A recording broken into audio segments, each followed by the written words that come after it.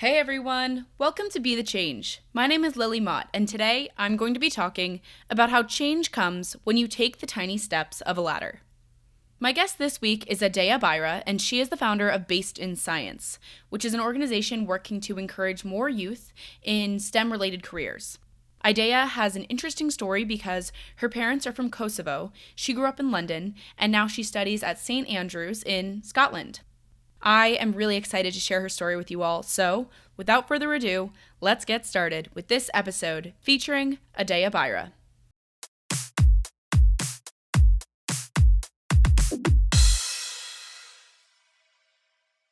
So my name's Ideja Bajra. I'm born and raised in London, as you can tell by my accent. But both of my parents are from Kosovo. So this is like a country in Southeastern Europe. And I've always kind of felt connected to my home country and also to the idea of STEM because I'm at the University of St Andrews in Scotland, so 8 hours away from home. And I study biochemistry there. So the whole idea kind of behind Based in Science was to start like a non-profit that like inspired youth from across the area of Kosovo, so the Balkan area, and the UK. So up until now, it's like the first almost registered charity that combines kind of both countries and kind of both nations. And we basically work together with a team of youth, 30 of us, and 30 and increasing actually every single day. And we just kind of work to create STEM resources, different STEM events, clubs in primary schools across the whole Balkans. So yeah, that's pretty much like a little elevator pitch.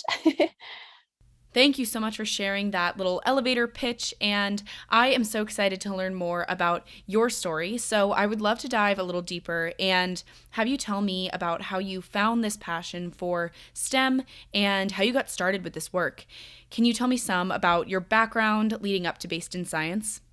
Yeah, of course. I always got encouraged to kind of enter a STEM career. And it's not like the idea of ethnic parents pushing you into a particular career, but instead it was like a gentle guidance, specifically from my father, but also from my mother. Because every single Saturday and Sunday, my father and I would sit down, including my siblings, my younger brother and sister, and we'd kind of explore STEM in a different way, looking at videos, public speaking in terms of kind of talking out about STEM, and just watching loads of YouTube videos, learning about topics we didn't really explore at school. So you could say that I was more advanced in the specific field of biology when I went to school because of like the extra work we did at home with my family.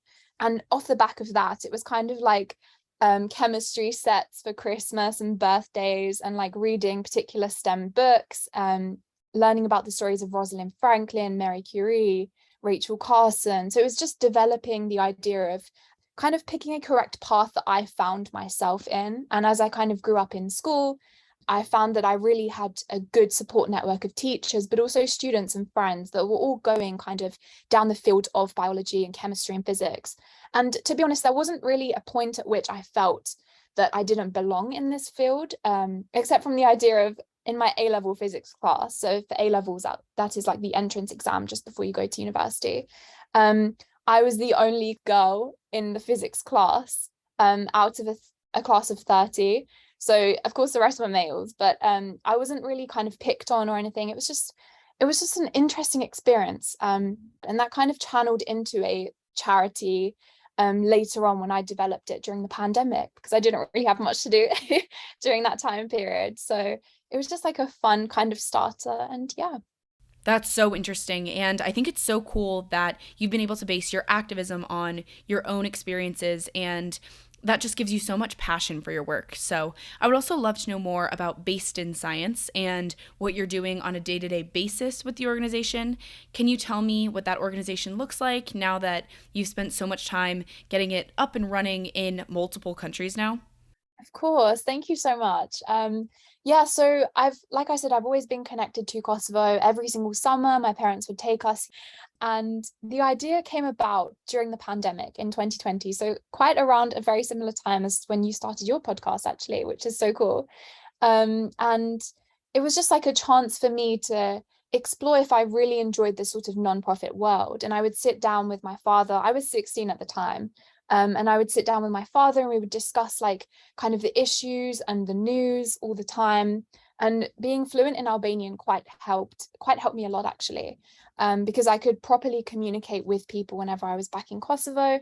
But to be honest, I only started it during the pandemic, and it started a series of mentoring schemes where I connected 100 youth from Kosovo with 100 PhD researchers across the UK. And that was honestly the most craziest thing I've done up to this day.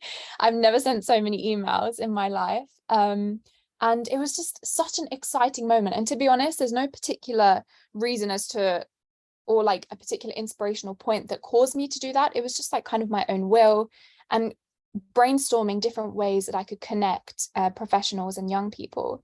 And then I got such an incredible influx of positive feedback from those mentoring schemes that one of the actual members of the mentoring scheme asked me, why don't you like open this out and continue? And I thought, what's the best way to continue? Turn it into a nonprofit. So Based in Science officially began in like the end of September of 2020, sorry. And that's where we just I started small by reaching out to schools and asking my dad to kind of reach out to people in his generation who are teachers and head teachers.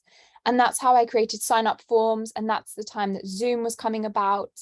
And I connected so many people, so many youth from Kosovo actually together to create small groups. And then we kind of split into different sections. So now we have an outreach team, we have social media team, and we have an events team. And there's like a mix of both British nationals and different kind of ethnic minorities in the UK, as well as those loads of students from Kosovo. And the common language is English, so both sides are kind of practicing the English.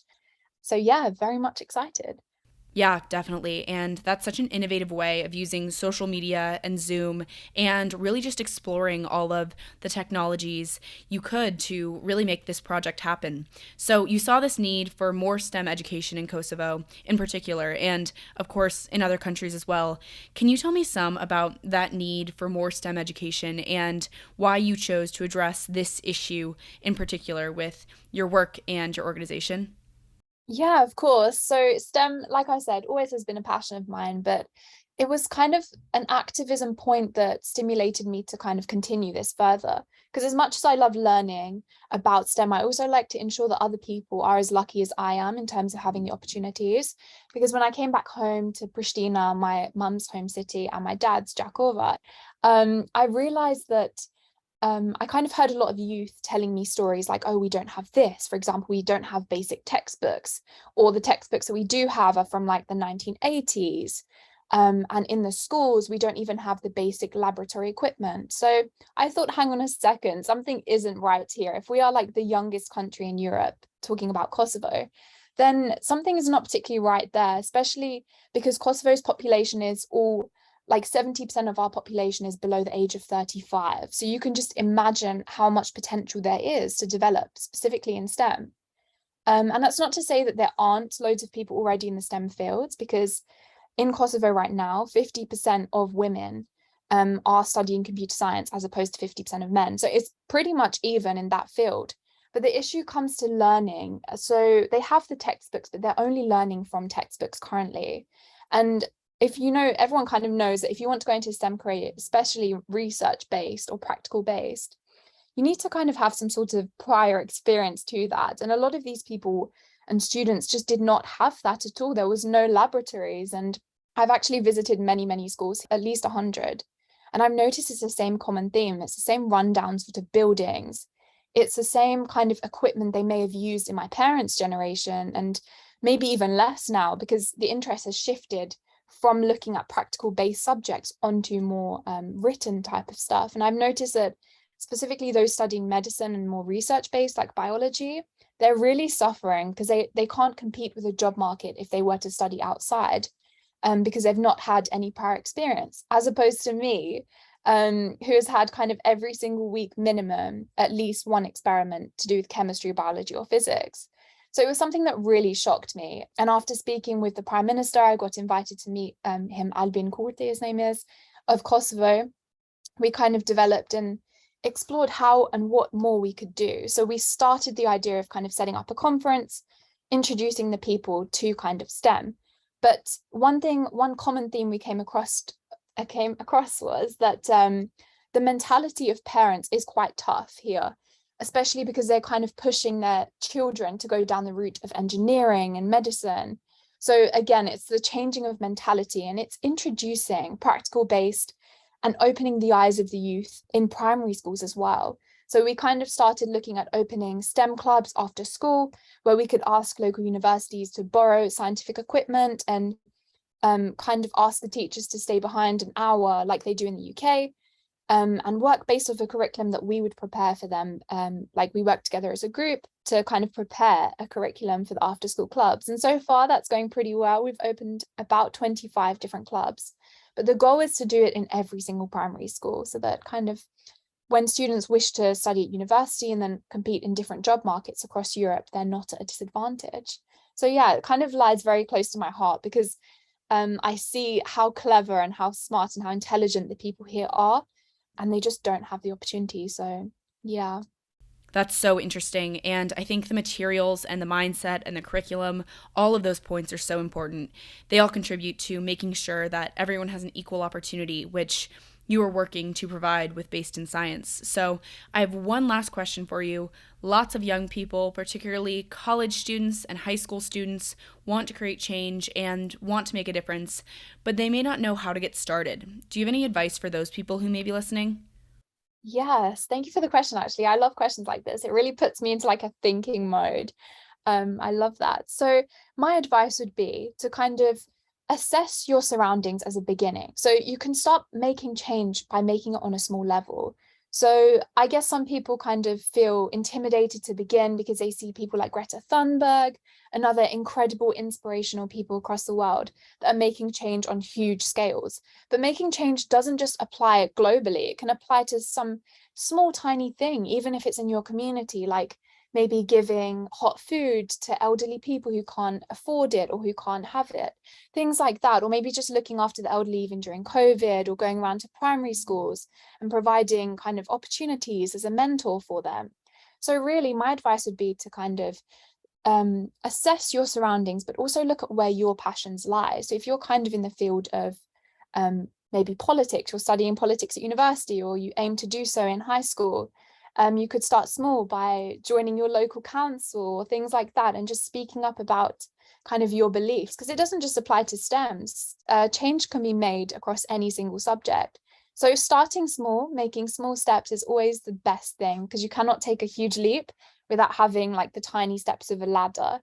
And yeah, just connecting to people and like-minded people that you find on social media, on Twitter, on kind of Instagram, on Facebook. So just finding those who are activists, taking inspiration from them, reaching out to them for advice. You can even reach out to me if you need some small steps of advice, because I will be so happy to help at all. But thank you so much for the question.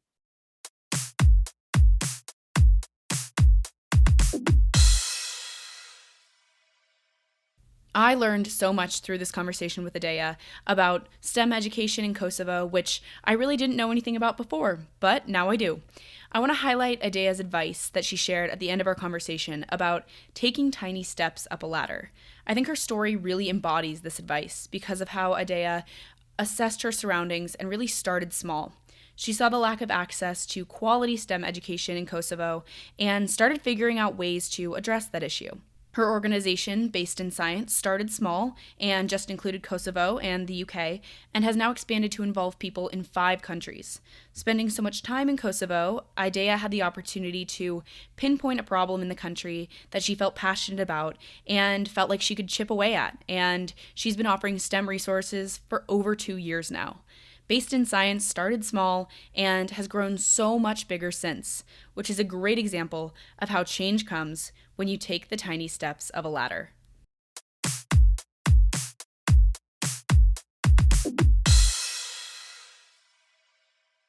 Thank you so much for listening to this episode, and you can find Ideja on Instagram at Ideja Bajra to get connected with her. You can also find Based in Science on Instagram as well at Based in Science if you want to check that out. If you want to talk about anything I mentioned, please reach out to me by email at lily@bethechangepodcast.org or on Instagram at bethechangepodcast. Tune in for my next episode, but until then, be the change you wish to see in the world. Bye, guys.